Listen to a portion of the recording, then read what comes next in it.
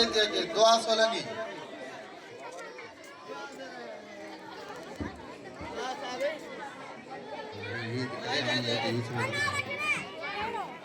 फिजा फिजा ये गुजारिश आहे त क्लास चौथे जी शागिर्द आहे फिजा वो जिथे भाई अवार्ड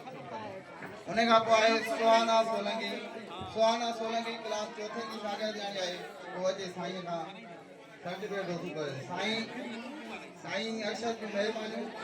हाणे आउं गुजारिश कंदुसि सर मोहम्मद यूसुफ मेमण के स्टेज ते ऐं ॿारनि खे अवार्ड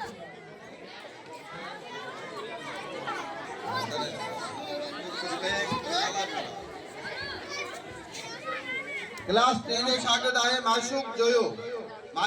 के गुजारिश आहे त स्टेज ते साईं मोहम्मद यूसुफ मेमण का अवार्ड वसूल करे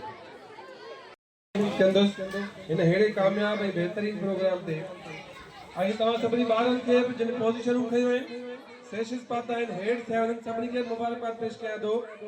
ऐं इंशाअल्लाह तव्हांजी कामयाबियुनि जो सफ़र ईअं जारी ऐं सारी रहंदो तव्हां इंशाअल्लाह मुस्तक़बिल जा हिकु रोशन ऐं काराइता शख़्स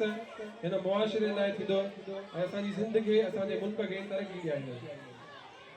ही प्रोग्राम जेके आहिनि सो करण मैनेज करण हिननि खे हलाइण ॾाढो ॾुखियो कमु हूंदो आहे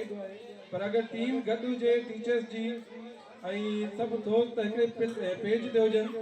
त ही प्रोग्राम ॾाढा काराइता थींदा आहिनि ऐं ॾाढा ही जेके प्रोग्राम आहिनि सो जिन ॿारनि खे इनाम मिलिया आहिनि सर्टिफिकेट मिलिया आहिनि इहे सर्टिफिकेट तव्हां कवर कराए सुठे तरीक़े सां रखिजो ही तव्हांजी ज़िंदगीअ जूं यादूं आहिनि इंशाअल्लाह जॾहिं तव्हां वॾा थी वेंदो ऑफिसर थींदो कंहिं उहिदे ते पहुचंदो